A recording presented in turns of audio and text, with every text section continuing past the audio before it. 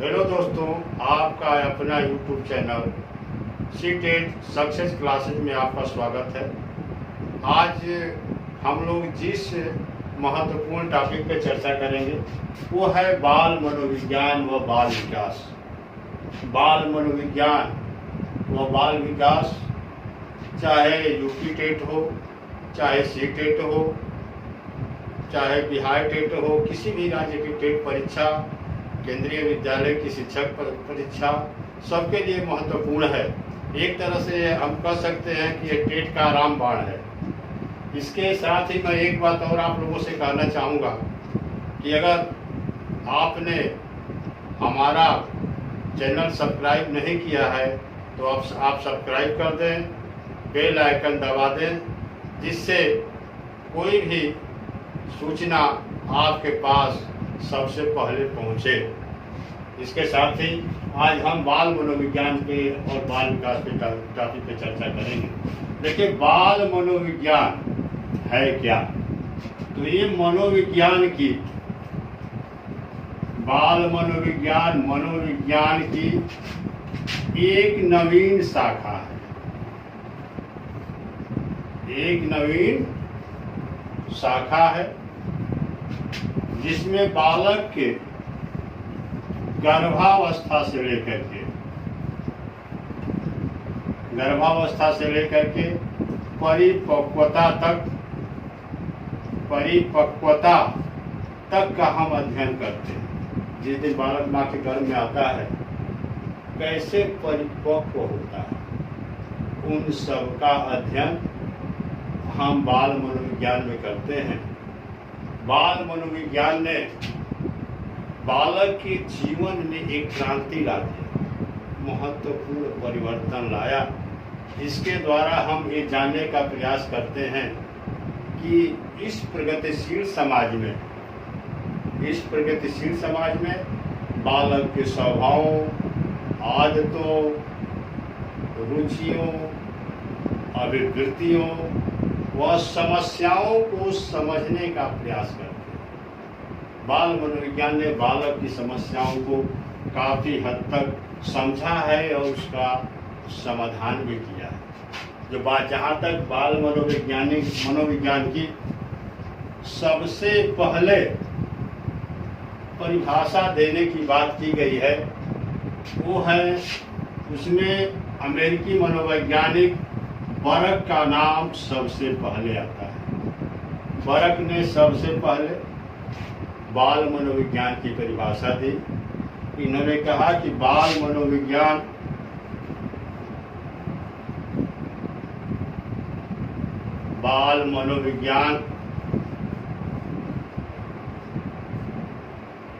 वह मनोविज्ञान है जिसमें बालक के गर्भावस्था से लेकर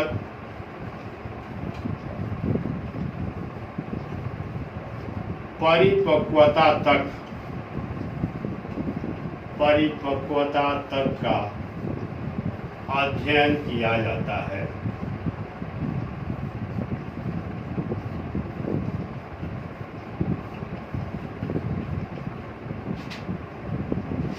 इसके बाद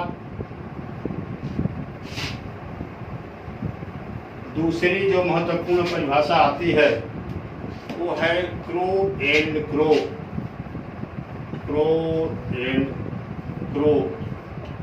एक बात मैं बता दूं आपको, क्रो एंड क्रो एक महत्वपूर्ण मनोवैज्ञानिक हैं। इन्होंने 20वीं शताब्दी को बालकों की शताब्दी कहा। उन्होंने कहा कि 20वीं शताब्दी बालकों की शताब्दी। इनकी जो परिभाषा है वो है बाल मनोविज्ञान बालक के गर्भ धारण से लेकर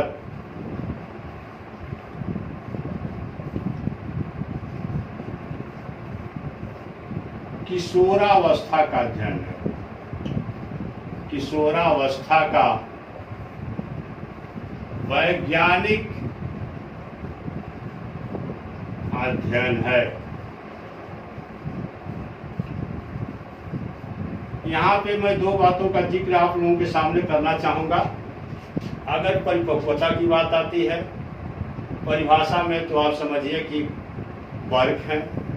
वैज्ञानिक अध्ययन की बात आती है वो मनोवैज्ञानिक है, क्रो एंड ग्रो। सबसे पहले बाल मनोविज्ञान का वैज्ञानिक अध्ययन क्रिस्टालॉजी ने किया था। क्रिस्टालॉजी ने बालकों का मनोवैज्ञानिक अध्ययन किया। इनका अध्ययन अपने ही बालक पर आधारित था, अपने ही 3.5 वर्षीय बालक पर आधारित था।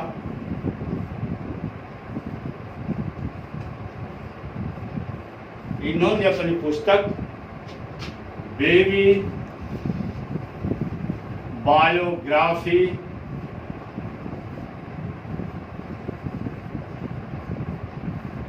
में बाल विकास का वर्णन किया।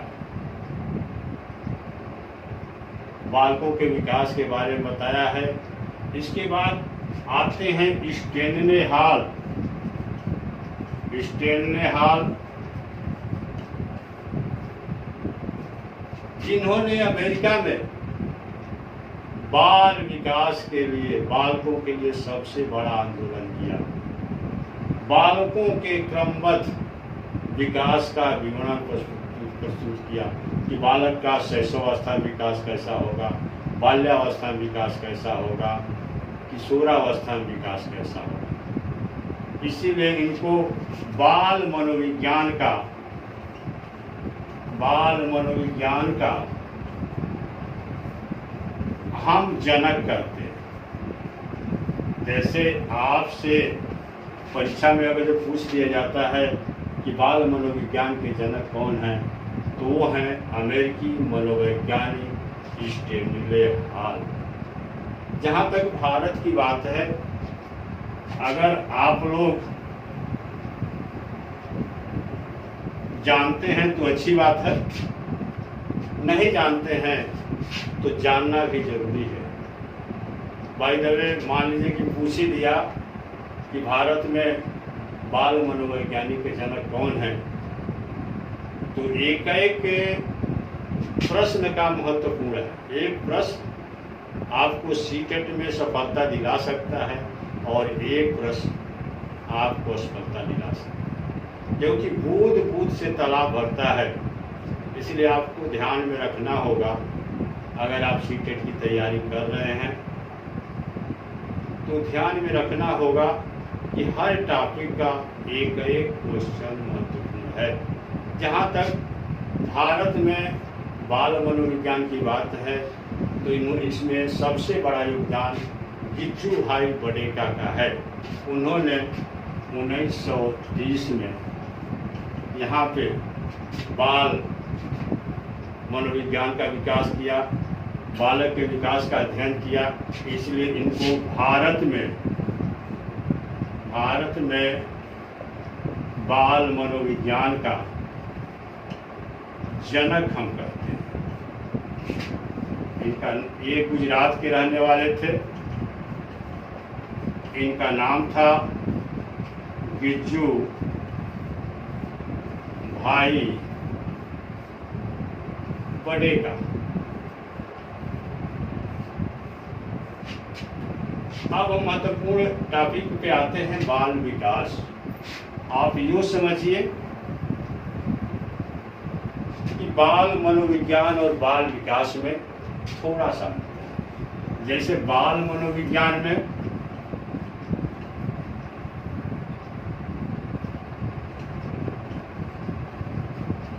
हम गर्भावस्था से लेकर या यूँ कहें कि जन्म पूर्वावस्था से लेकर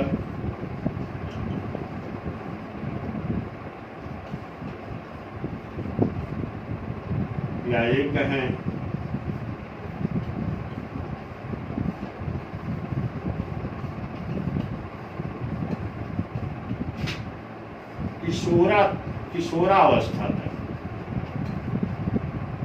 किशोरावस्था तक का अध्ययन करते हैं। किशोरावस्था कहिए या ऐसे कहिए परिपक्वता अवस्था तक अध्ययन करते हैं। एक बालक जब माँ के गर्भ में आता है तो कैसे उसका विकास होता है, शैशवावस्था में कैसे विकास होगा, बाल्यावस्था में कैसे विकास होगा, किशोरावस्था में कैसे विकास होगा, इसी के बारे में अध्ययन करते हैं। मगर बाल विकास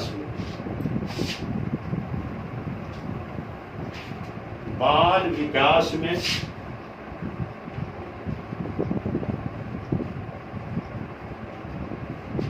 हम गर्भावस्था से लेकर मृत्यु तक, जब तक इस बालक को धरती पर रहता है और जो विभिन्न अवस्थाओं से गुजरता है, उसी के बारे में हम जानने का प्रयास करते हैं। इसकी चर्चा मैं आज आप लोगों से करूंगा, क्योंकि ये पाठ सबसे महत्वपूर्ण है। CTET में या UP टेट हो, बिहार टेट हो, या केंद्रीय विद्यालय की शिक्षक भर्ती परीक्षा हो, नवोदय विद्यालय की शिक्षक भर्ती परीक्षा हो, कोई भी भर्ती परीक्षा हो, ये टॉपिक पेडागॉजी का जो क्वेश्चन है, अधिकांश क्वेश्चन इसी पे आधारित होते हैं। अगर आपने बाल विकास को समझ लिया तो आपको चाहे हिंदी का पेडागॉजी हो, चाहे संस्कृत का पेडागॉजी हो, चाहे मैथ का पेडागॉजी हो, चाहे पर्यावरण अध्ययन का पेडागॉजी हो, उसको समझना बहुत आसान हो जाएगा, उसको आप आसानी से हल कर लेंगे। अब हम चलते हैं बाल विकास की तरफ। देखिए, दो शब्द का प्रयोग करते हैं। इसके लिए हमको दो बातों को जानना जरूरी है। एक है बाल विकास और एक है अभिवृद्धि। आइए कहिए कि अभिवृद्धि को हम वृद्धि भी कहते हैं। इसकी अंग्रेजी होती है ग्रोथ, और विकास की अंग्रेजी होती है डेवलपमेंट।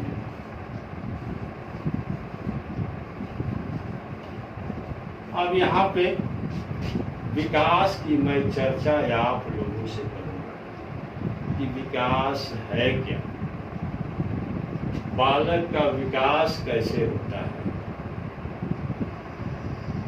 एक बात ये आप समझ जाइए कि विकास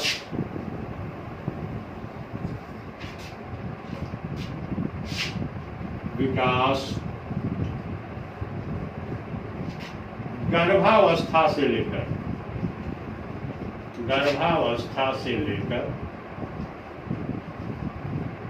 मृत्यु तक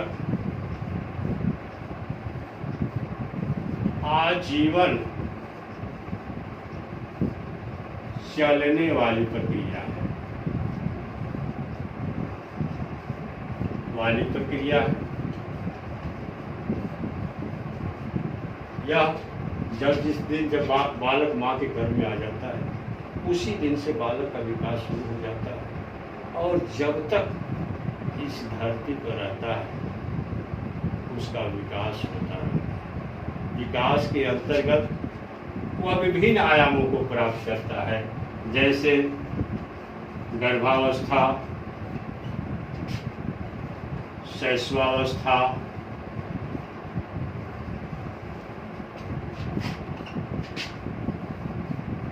किशोरावस्था,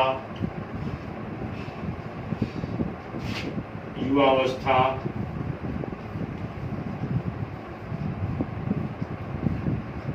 प्रौढ़ावस्था,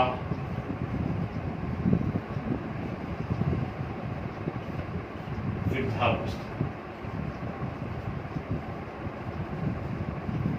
ये विकास के विभिन्न आयाम है, और विकास की प्रत्येक अवस्था की अपनी अपनी विशेषताएं, दिशाएं व दशाएं होती है और इसी के अनुसार बालक का विकास होता है। एक तरह से हम कह सकते हैं कि व्यक्ति के में समग्र परिवर्तन ही क्या है? विकास है। विकास एक चहुमुखी प्रक्रिया है। विकास एक चहुमुखी प्रक्रिया है। इसके अंतर्गत आता है शारीरिक विकास,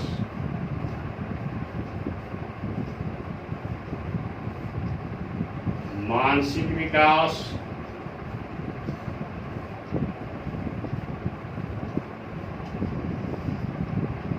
संवेगात्मक विकास,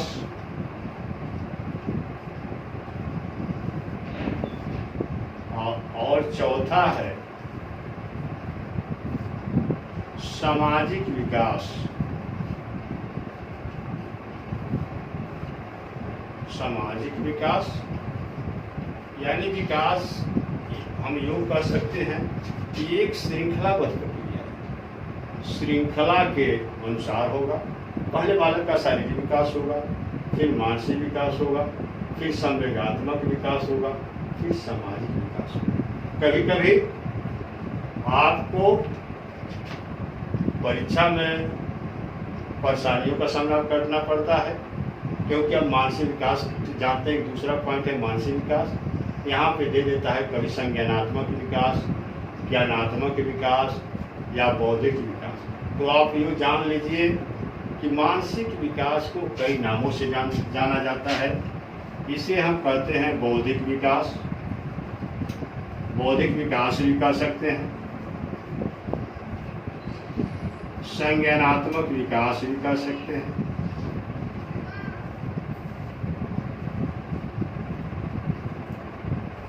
ज्ञानात्मक विकास भी कह सकते हैं।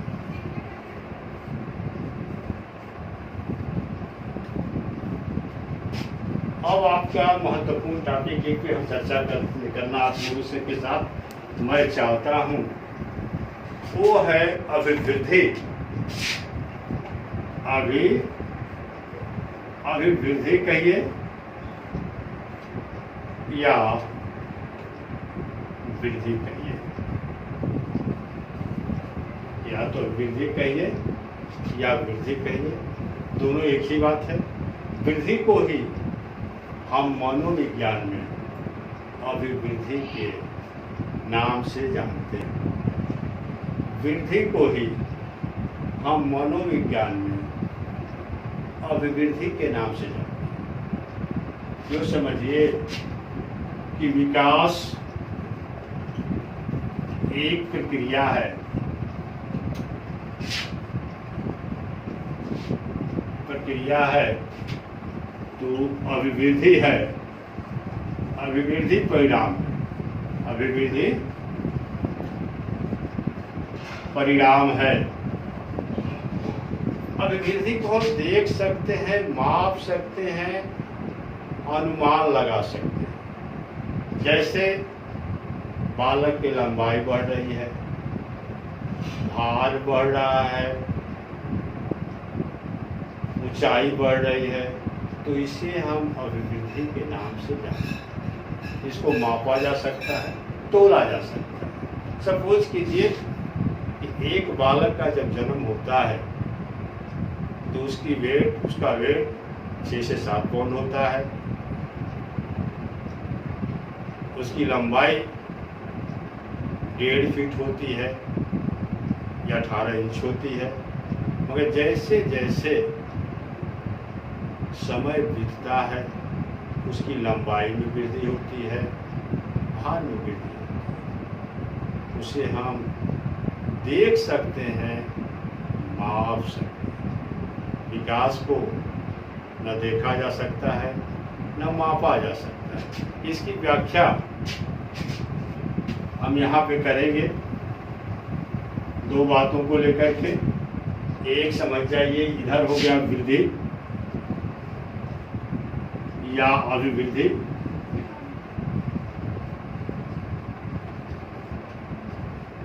ये हो गया विकास।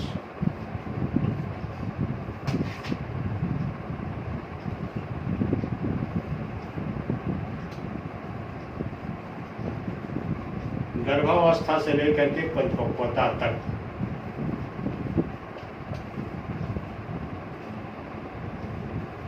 वृद्धि और विकास दोनों चलते हैं, वृद्धि भी होगा और विकास भी होगा। यानी ये कह सकते हैं कि वृद्धि विकास में समाहित है, वृद्धि विकास में समाहित है। जो बालक की वृद्धि होगी उसके विकास में समाहित है। इसके बाद यहाँ पे वृद्धि, इसके बाद वृद्धि नहीं होती है, इसके बाद बालक की लंबाई नहीं बढ़ती, इसके बाद केवल परिपक्वता के बाद या किशोरावस्था के बाद केवल विकास होता है। और ये चलता है जीवन पर्यंत। जब तक बालक इस धरती पर रहता है तब तक उसका विकास होता है। वृद्धि के अंतर्गत केवल एक पक्ष, मान लीजिए कि विकास के 4 पक्ष हैं, योग कीजिए, विकास हो गया, विकास के 4 पक्ष हो गए।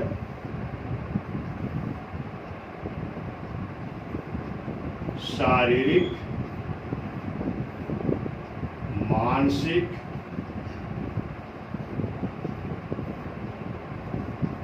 संवेगात्मक और सामाजिक।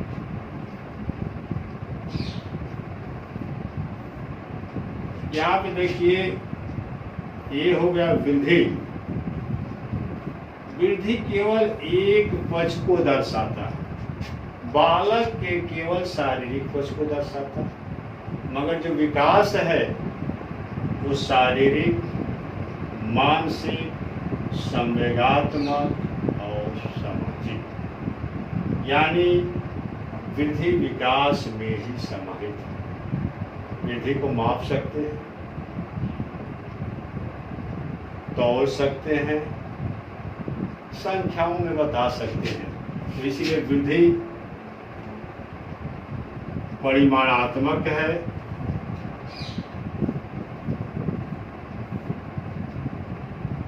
मात्रात्मक है,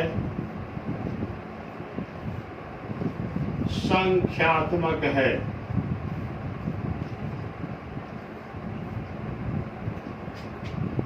माप सकते हैं, मात्राओं में माप सकते हैं, संख्या में हम उसको बता सकते हैं। मान लीजिए कि जैसे जन्म लिया बालक, उसका वेट 3 से 3.5 kg है, 6 महीने बाद उसका वेट 4 kg हो गया, 4.5 kg हो गया। तो हम बता सकते हैं, माप सकते हैं। तो ये हो गया वृद्धि। मगर विकास क्या है? गुण। विकास की व्याख्या हम गुणों के आधार पर कर सकते हैं कि व्यक्ति के अंदर क्या गुण है। केवल एक शारीरिक पक्ष, अगर बालक में लंबाई बढ़ रहा है, भार बढ़ रहा है तो वृद्धि होगा। मगर वहीं बालक की कार्य शक्ति बढ़ रही है, लंबाई बढ़ने के साथ साथ बालक की कार्य शक्ति बढ़ रही है तो विकास होगा। यहाँ पे सीटेट में हमको बाल विकास के बारे में पढ़ना है, मगर बाल वृद्धि की चर्चा इसलिए करना आवश्यक हो गया आप लोगों के साथ कि वृद्धि से भी कभी कभी प्रश्न प्रथम भाग में पूछ लिया जाता है। तो यहाँ पे है कि देखिए इसका एरिया सीमित है, तो हम यूँ कह सकते हैं कि वृद्धि क्या है? संकुचित है। इसका क्षेत्र क्या है? संकुचित है। विकास में बड़ा एरिया आ जाता है, बड़ा क्षेत्र आ जाता है, तो विकास क्या है? व्यापक है। वृद्धि को हम देख सकते हैं और माप सकते हैं, तो हम कह सकते हैं कि वृद्धि मूर्त है। विकास को देख हम नहीं सकते, केवल अनुमान लगा सकते हैं, तो विकास अमूर्त है। वृद्धि एक निश्चित समय तक ही होता है, वृद्धि निश्चित है। 18 वर्ष के बाद वृद्धि नहीं होगा, किशोरावस्था के बाद वृद्धि नहीं होगा, परिपक्वता के बाद वृद्धि नहीं होगा। विकास आजीवन चलने वाला है, तो विकास का क्षेत्र व्यापक है। वृद्धि मात्रात्मक है, विकास मात्रात्मक और गुणात्मक दोनों। मात्रा में आप भी सकते हैं 18 वर्ष, क्योंकि यहाँ पे जो विकास है वो वृद्धि विकास में ही समाहित है। जो आपका वृद्धि है वो विकास में ही समाहित है, विकास के अंतर्गत ही ये वृद्धि आएगी। इसके बाद कुछ महत्वपूर्ण बिंदुओं पर मैं चर्चा करूंगा। देखिए, मनोविज्ञान के जनक विलियम जेम्स को माना जाता है। बाल मनोविज्ञान के जनक स्टेनले हॉल को कहा जाता है। मनोविश्लेषणवाद का जनक सिगमंड फ्रायड को कहा जाता है। व्यवहारवाद का जनक जेबी वाटसन को माना जाता है। भारत में बाल मनोविज्ञान के जनक गिज्जू भाई बडेखा, जिनका जन्म स्थली गुजरात रहा है, उनको माना जाता है। कभी कभी ये क्वेश्चन पूछ देता है, विकास लगातार किंतु धीमी गति से चलने वाली प्रक्रिया है। कई बार स्टेट लेवल पे जो टेस्ट आयोजित किए जाते हैं, ये पूछता है। तो ये बात आप समझ लीजिए कि विकास एक सतत व धीमी गति से चलने वाली प्रक्रिया है। इसको हमारे प्रसिद्ध अमेरिकन मनोवैज्ञानिक स्टेनले हॉल ने कहा। इसी के साथ इस टॉपिक पे चर्चा समाप्त हुई। अगले टॉपिक पे चर्चा अगले दिन होगी, नेक्स्ट वीडियो में होगा। अगर आपको हमारा वीडियो अच्छा लगा हो तो इसको सब्सक्राइब कीजिए। सब्सक्राइब करने के बाद बेल आइकन दबा दीजिए, ताकि कोई भी हमारा जो नया वीडियो हो आपके पास सबसे पहले पहुंच सके और आप अधिक से अधिक लाभान्वित हो सके। इसको अपने मित्रों में शेयर कीजिए, ताकि अधिक से अधिक आपके मित्र भी लाभान्वित हो सके। इसी के साथ धन्यवाद।